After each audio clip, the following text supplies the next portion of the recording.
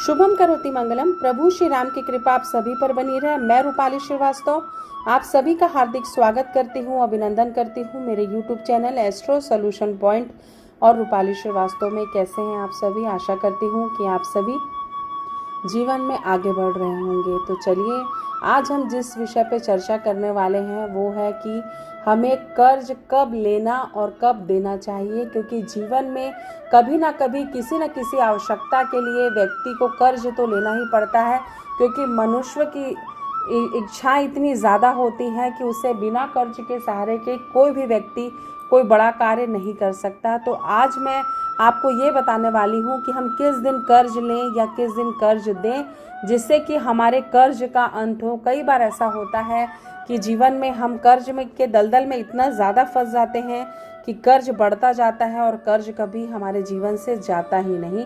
लेकिन उससे पहले मैं आपको बता दूं कि अगर आपने अभी तक हमारे YouTube channel astro solution point और रूपाली श्रीवास्तव को सब्सक्राइब नहीं किया है तो उसे सब्सक्राइब अवश्य कर लें।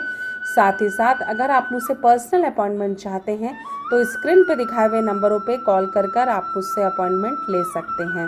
तो चलिए चर्चा करते हैं कि कर्ज हमें किस दिन लेने देने में हानि नहीं होती। तो सोमवार का दिन जो होता है वो अधिष्ठायी देवी पार्वती का होता है। यह चर संज्ञक अशुभ वार नहीं होता है, यह शुभ वार होता है। इस दिन किसी भी प्रकार का कर्ज लेने या देने में हानि नहीं होती। अगर हम मंगलवार की बात करें तो यह दिन कार्तिकेय का होता है, जो काफ़ी उग्र और क्रूर प्रवृत्ति के माने जाते हैं। इस दिन कर्ज लेना बहुत ही ज़्यादा अशुभ होता है। अगर आप इस दिन अपना कर्ज उतारते हैं तो ये आपके लिए अच्छा हो सकता है। इसी प्रकार जो बुधवार का दिन होता है, ये बुधवार के देवता विष्णु देव है। यह मिश्र संज्ञक शुभ वार है। यह वार गणेश जी का वार भी माना जाता है। इस दिन कर्ज देने से हमेशा बचना चाहिए। आइए अब हम गुरुवार की बात करते हैं। गुरुवार के देवता ब्रह्मा है। यह लघुक संज्ञक शुभ वार है। गुरुवार को किसी भी व्यक्ति को कर्ज नहीं देना चाहिए, लेकिन इस दिन कर्ज लेने से कर्ज जल्दी उतरता है। तो आप कर्ज दे नहीं, लेकिन अगर आप इस दिन कर्ज लेते हैं तो वो जल्दी उतर जाता है। इस बात का आपको ध्यान रखना है। चलिए शुक्रवार की चर्चा करते हैं। शुक्रवार के देवता इंद्र होते हैं, जो कि काफ़ी सौम्यवार है। इस दिन लेने देने की दोनों ही दृष्टि से ये वार अच्छा माना जाता है। चलिए शनिवार की बात करते हैं। शनिवार के देवता काल है। ये दारुण संज्ञक कुरवार माना जाता है। स्थित कार्य करने के लिए ठीक है, परंतु कर्ज देने देने के लिए यह दिन बिल्कुल भी उचित नहीं होता। साथ ही साथ इस दिन अगर हम किसी से कर्ज लेते हैं तो कर्ज बहुत ही मुश्किल से और काफ़ी देर में उतरता है। तो चलिए चर्चा करते हैं रविवार का दिन कर्ज लेना चाहिए या नहीं। रविवार के देवता शिव हैं। यह स्थिर संज्ञक और कुरवार है। रविवार को तो ना कर्ज लेना चाहिए और ना ही कर्ज देना चाहिए।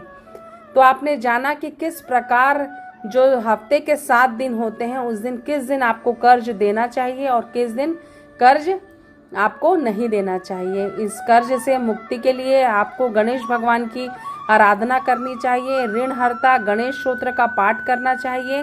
जितनी ज़्यादा आप ऋणहर्ता गणेश स्तोत्र का पाठ करेंगे उतने जल्दी आप कर्ज मुक्त हो जाएंगे।